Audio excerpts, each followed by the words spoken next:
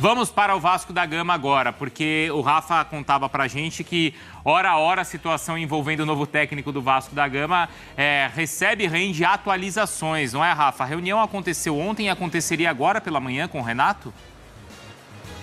Exatamente isso, Bruno. Ontem à noite aconteceu uma reunião que foi bastante proveitosa, segundo todas as partes envolvidas, né? Uma reunião de planejamento, aquela história de com quantos jogadores você quer trabalhar, quais são as posições que a gente pode atacar no mercado, quando é que você marca a reapresentação, quando é que você começa a usar o time titular do Campeonato Carioca, coisas do dia a dia, da estrutura do dia a dia também no CT Moacir Barbosa, o que teoricamente já era para ser um segundo passo, né? Normalmente as reuniões para a contratação de um técnico, elas começam com o planejamento e a proposta financeira, mas neste caso está acontecendo de maneira invertida.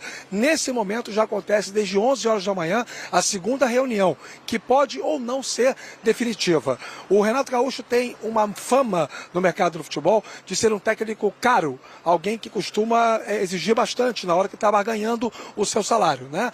Só que o Vasco conta com algumas questões. O carinho dele pelo clube, o fato dele ter uma relação ótima com o Pedrinho, trabalharam juntos, né? Ele técnico, o Pedrinho jogador na campanha de 2008, o fato também de ser o Vasco o único clube do Rio no momento que está sem treinador. Então tem alguns elementos aí, todo mundo sabe da ligação sentimental muito forte que o Renato tem com o Rio de Janeiro, a sua residência fixa é em Ipanema, zona sul aqui do Rio de Janeiro. Então tudo isso conta nesse caldeirão para você debater os aspectos que envolvem esta contratação. Se não hoje, amanhã, nas próximas horas, o Vasco pretende anunciar a volta de Renato Gaúcho como técnico do time pela terceira vez. A primeira foi em 2005 até 2007 e a segunda foi em 2008. Para quem sondou 9 nomes no mercado e está negociando com o nono, o Vasco tem muita pressa para ter realmente o seu comandante antes mesmo de ter o seu novo investidor, Bruno. As coisas ligadas, né? Mas de fato o Vasco precisa desse treinador para começar a planejar a equipe.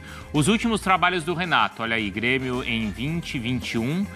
Flamengo em 21 também, o aproveitamento foi altíssimo, mais de 70%. E na última temporada, pelo Grêmio, o aproveitamento um pouquinho inferior a 50%. O Dom, que é um bom nome para o Vasco da Gama? O que você acha? Tem alguns pontos que a gente pode falar positivamente e outros negativamente. Positivamente, no momento de turbulência do Vasco, indefinição, embora o período mais crítico tenha passado, eu imagino, em relação ao que foi a metade do ano, é um cara que causa umas costas largas para a diretoria. Acho que é um cara com uma imagem muito grande. Acho que ele consegue ser esse escudo muitas vezes, como foi no Grêmio, pelo tamanho que ele tem no futebol. É um técnico de grife, pensando no currículo dele, em tudo que ele conquistou. É um cara também que tem um ótimo relacionamento com o elenco. Acho que isso é importante.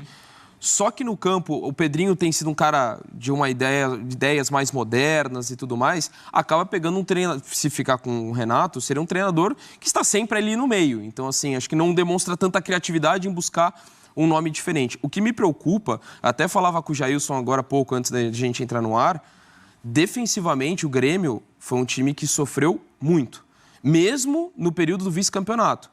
Foi um time que fez muitos gols, mas sofreu muitos gols. E o Vasco tem uma dificuldade ainda em se estabelecer. Então, esse é o meu ponto. Acho que ele tem pontos positivos para agregar até extracampo, principalmente, em relação ao momento que vive o Vasco. Mas dentro de campo, talvez você pudesse ter alguma outra escolha, até pelo momento difícil do Vasco, e certamente não é das opções mais baratas um técnico como o Renato Gaúcho. É que ele tem esse tamanho, né, Marra? Tem. Será que ele... Para ele, nesse sentido, é bom, porque quando ele era questionado no Grêmio, ele falava assim, né? Ah, vocês não sabem o tanto de trabalho que eu tenho que fazer aqui. Não é só o trabalho de campo e tem outras questões também. Duvido que um outro faça, lembra? 50% do que eu faço aqui, ou que tem esse aproveitamento. Se ele for para o Vasco, é mais trabalho ainda, né, Marra? Com certeza. Me parece ser um mais trabalho ainda. Concordo muito com o Donk quando ele destaca o aspecto defensivo. O Grêmio teve 17 derrotas no Campeonato Brasileiro. Isso é quase um turno inteiro. O Grêmio tomou mais gols que tomou o Cuiabá, que foi o último colocado do campeonato. Pela segunda temporada consecutiva, a defesa do Grêmio, na temporada passada, era incrível o que o Luizito fez e pronto. Mas a defesa era das mais vazadas. A defesa do atual do campeonato que terminou agora também inspirava muitos cuidados. E eu entendo que é difícil fazer uma mudança quando você tem jogadores tão grandes mas que não estavam conseguindo jogar com tanta frequência. Mas para o Grêmio, ainda bem que era o Renato que estava tocando aquele projeto na temporada. Se fosse outro, poderia ser mais traumático. Bruno, não tem o menor problema com o nome do Renato. Eu tenho problema com você não ter uma ideia do que quer para o clube. Porque, assim, o que você vai querer? Não, eu vou querer um time que vai jogar com linhas baixas, que vai marcar muito lá atrás, que vai... Talvez não seja o Renato o melhor nome. Eu vou querer um time agressivo, moderno, dono da posse de bola, 70% de posse de bola. Talvez não seja o Renato o melhor nome. O que você vai querer com o Vasco? Dependendo do que você vai querer com o Vasco, o Renato é um ótimo nome.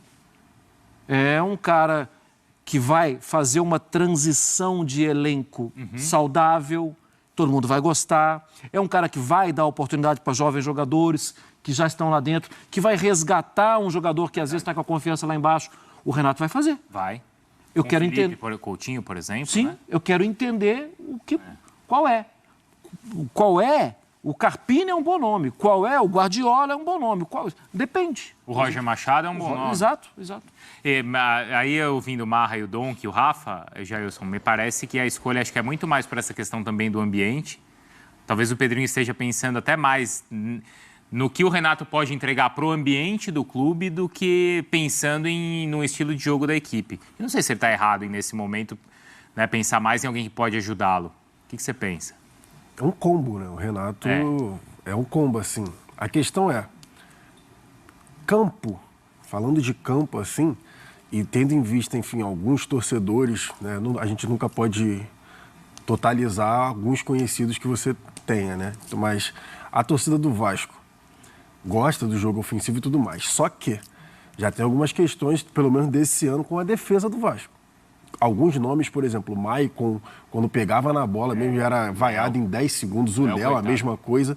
Então você pega em números a defesa do Grêmio, que já não tem, os 2 últimos anos, não teve um retrospecto muito bom. Tem que ver como vai ser a montagem dessa defesa do Vasco por parte do Renato. Parte de gestão de grupo, ele mesmo, toda coletiva que ele dá, ele fala umas 40 vezes grupo, que ele sempre está defendendo muito o grupo dele. É mais um boleiro.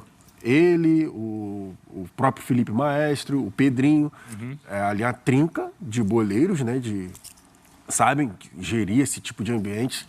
E é um ambiente que vai ter essa necessidade mesmo, assim, de ter um cara que assuma algumas responsabilidades, principalmente por conta de alguns egos, né?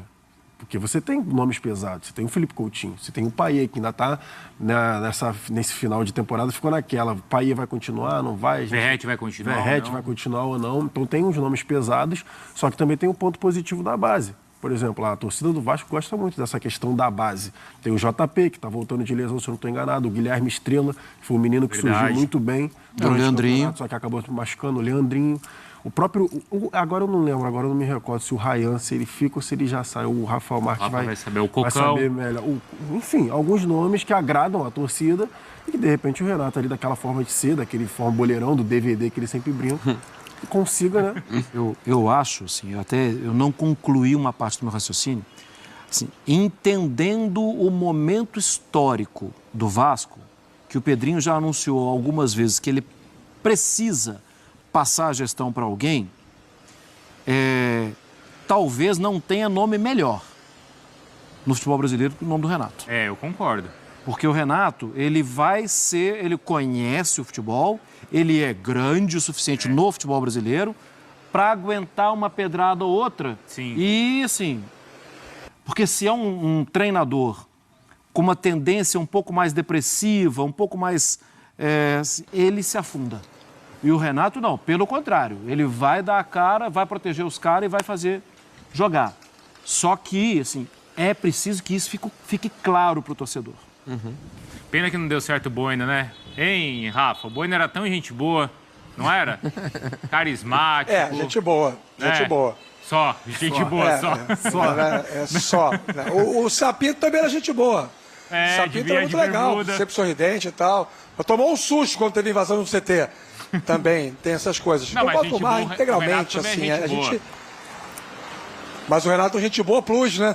Conhece muito o futebol brasileiro, conhece bem a dinâmica da relação com as pessoas. E assim, tem muito disso que o Mar falou em relação à escolha do Pedrinho. Porque, vejam, o Renato não é o primeiro nome que o Vasco tenta. O Vasco recebeu alguns nãos ao longo desse processo de buscar um treinador. Vazava o nome e aí, além de toda a dificuldade envolvendo os empresários, porque o treinador fica mais valorizado, o cara percebia, olha, o negócio não está muito seguro lá, não tem do investidor, não sei qual vai ser a proposta, não vai ter dinheiro, não quero. Luiz Castro é o melhor dos exemplos, né? Foi talvez o primeiro ou o segundo que o Vasco tentou para poder ser o técnico em 2025. Então, aí você vai diminuindo o cardápio, você vai limitando as opções. As alternativas ficam mais raras. E aí você começa a buscar algumas bolas que são um pouco mais de segurança. Agora, é equívoco imaginar que é uma negociação simples. Ela pode se tornar simples se hoje o Vasco chegar e der para o Renato aquilo que o Renato imaginava. Pronto, acabou. Agora, não é essa a tendência. O Pedrinho está barganhando com o investidor, vai barganhar com o técnico? Vai barganhar sim, até porque ele não sabe o tamanho do orçamento que ele tem para o ano que vem. Como é que tá essa história? Porque o Pedrinho tem sido claro, olha, eu vou conseguir montar o time a partir do momento em que eu souber quem é o nosso investidor. Não tem investidor ainda e ele já está dando um passo para contratar um técnico, Rafa. E aí outro aspecto que pesa em favor do Renato Gaúcho, Bruno, é um técnico que topa trabalhar com o elenco que tem. É outra frase muito comumente ouvida da boca do Renato nas suas entrevistas coletivas, né? Eu tenho esse grupo aqui, quero meu grupo, gosto do meu grupo, é o grupo que eu tenho. Raramente você vê o Renato publicamente reclamar de alguma deficiência que o elenco tenha. Sim, o Vasco tem alguns investidores que estão conversando com o grupo, com o clube. Alguns investidores que estão interessados em adquirir o percentual que era da 777. O que está fazendo o Pedrinho nesse contexto atual? Está barganhando a melhor condição. É a chamada lei da mais-valia, né? Nada mais capitalista do que isso. Mas não é só a melhor proposta financeira que o Pedrinho está considerando. É também aquele investidor que tem um nome mais limpo no mercado, que traga menos probabilidade de desgaste na relação e alguma coisa parecida com o que o Vasco tristemente viveu na época do Josh Wanderers e a 777. E algumas reportagens que têm saído sobre estes investidores que estão flertando com o Vasco, né? O Evangelos Marinakis, que é o dono do Olympiacos, ele que é grego, o Andrea Radrazani, que é o dono da Sampdoria, também tem esse russo, o Dmitry, deixa eu ver se eu consigo falar o nome dele, Ribolovlev, acho que é isso, Ribolovlev, é o sobrenome dele, que é o dono do Mônaco, da França. São alguns nomes que já apareceram, já estão aí sendo divulgados e estão descobrindo algumas coisas nesse contato com o Pedrinho. Mas a cautela do Pedrinho versa não só pelo tamanho do investimento, como também pela lisura do grupo com o qual ele vai fechar para assumir o comando do futebol do Vasco, Bruno. Porque aí o Vasco já parece que aprendeu, né, Jailson? Isso não passou ainda pela administração do Pedrinho, mas foi o pior exemplo de SAF que a gente viu aqui no Brasil foi esse do Vasco, né? Exatamente. Agora tem que ter pé atrás, né? Vamos ver direitinho quem a gente vai fechar, porque é o pior exemplo. Disparado. A gente estava falando, é o único exemplo de SAF que de fato deu ruim. Que não deu certo. Aliás, não deu certo em lugar nenhum, né? 777. Não deu certo. É a SAF do Vasco. Isso. Porque outras a gente pode discutir se elas já atingiram o objetivo que elas desejavam. Mas não é que elas afundaram ainda mais o clube, como foi o caso do Vasco. Mas isso daí, agora eu não lembro se foi o Marra que falou, mas é a questão dos 20 clubes do Campeonato Brasileiro que em determinado momento vão ter, sei lá, 15 SAFs e a gente vai falar que a SAF que ficar em 16º não deu certo. Não é questão de dar certo ou não, aí é questão daquela correria competitiva. Só que, de fato, a SAF do Vasco, e aí me pega assim um torcedor vascaíno, porque aí eu tenho amigos vascaínos completamente loucos que eles já viraram para mim e falaram, cara, não é possível. Não é possível, é impressionante as coisas que a gente falava, brincava que as coisas só acontecem com o Botafogo. Os torcedores do Vasco, não é possível que vai acontecer isso com o Vasco. A única SAF que não deu certo foi a SAF do Vasco. Então, sim. Tá certo, tem que ter o pé atrás. Parabéns aos envolvidos, né, Jailson? Mas é impressionante. Então, sim. A situação de desespero que você se coloca pro outro. Exatamente. Né? Aí, aquela história do seu vizinho que não quer vender o carro e o seu vizinho que quer vender o carro, né? Você sabe que o seu vizinho que quer vender o carro e que ele está desesperado para vender o carro, você pode pagar mais barato. Agora, se é você que está interessado no carro do outro, aí o outro vai jogar o preço. Ele não quer vender, aí é um particular seu. E o Pedrinho quer ser o presidente, quer ser o vizinho que tem interesse. E aí você Eu junta acho a toda situação do Pedrinho muito complicada. Né? Porque, além de tudo, o Pedrinho é um cara do futebol, que ama o clube e que, assim, ele fica ali tentando fazer o melhor. Não foi ele que colocou o Vasco nessa situação. Pelo contrário, ele vetou que o pior acontecesse. Exato. Ele teve uma participação muito positiva. E agora é muito complexo, porque dependendo de quem vem, qual vai ser o orçamento? Qual vão ser as pretensões do Vasco? Porque ninguém fala da grandeza do clube, estar em Libertadores, disputando o título. Hoje, a realidade do elenco, do time, não dá para falar nesse cenário. Acho que o time foi um passo importante ter voltado a uma Sul-Americana, mas dependendo de quem vier e do momento que vier. Você fala de uma temporada tão extensa, o quanto que você postergar um bom mercado que você poderia fazer em condições financeiras, o quanto isso vai determinar a temporada. Então é lógico, ao mesmo tempo que você tem que ter cautela para não cometer o erro do passado, se você esperar muito, também pode prejudicar a temporada. Então é um timing muito complexo de você encontrar a solução no melhor momento possível.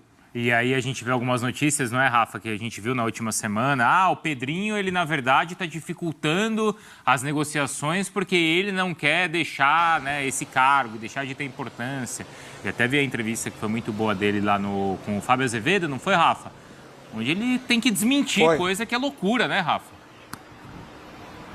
Na verdade, o Vasco é um clube, aliás, todos os clubes de massa são, né? Mas eu acho que o Vasco talvez seja um dos que mais tenham esse componente político interno exacerbado, né? É um clube que o tempo todo fica suscetível a ações contrárias internamente. Gente que se diz vascaína, mas que dentro do clube trabalha a construção de cenários, de informações, para poder desqualificar a gestão. E apesar de hoje ser uma SAF, como quem comanda o futebol do Vasco hoje é o presidente do associativo, é um período que pretende-se seja temporário, mas já está durando alguns meses, a política e o futebol voltam a se confundir e muita coisa acontece em São Januário, muito mais do que acontece no CT Moacir Barbosa, lá na Barra da Tijuca. Dito isso, sim, ele negou todo o que foi falado sobre essa tentativa dele de brecar as negociações. O que de fato está acontecendo é que ele não está disposto a vender o Vasco por qualquer quantia. Ele quer, no mínimo, ter o mesmo aporte financeiro que estava sendo previsto no contrato com a CBSV, que foi interrompido pela ação judicial, para poder manter a capacidade de competição do Vasco. Mas sem ter a certeza que ele vai ter esse investidor em tempo de agressivamente atacar o mercado, ele começa a buscar as chamadas oportunidades. Jogadores ficam disponíveis no final do ano, começa a fazer algumas sondagens. O trabalho do Marcelo Santana, neste momento, como diretor executivo, está sendo muito esse, de mapear muito o mercado para saber quem o Vasco pode trazer sem custo, ou com custo muito baixo. E partindo do princípio que o Renato Gaúcho diz que trabalha com o elenco que tem, viu, Bruno? Acrescentei, diz que trabalha com o elenco que tem, o Vasco fica mais tranquilo para poder desenvolver isso. E às vezes ele fala, me dá um elenco de não sei quantos milhões, né? Às vezes ele... Uma muleta. Às vezes ele usa essa também. Ô, Rafa, obrigado, viu? Boa sequência de trabalho para você e vamos torcer hoje para o Gui Gandra ganhar o prêmio lá da FIFA. É verdade. As outras histórias dos outros torcedores são bonitas também, claro, e respeitamos todas. Nos comovemos com todas, mas tomara que o Gui conquiste aí o prêmio.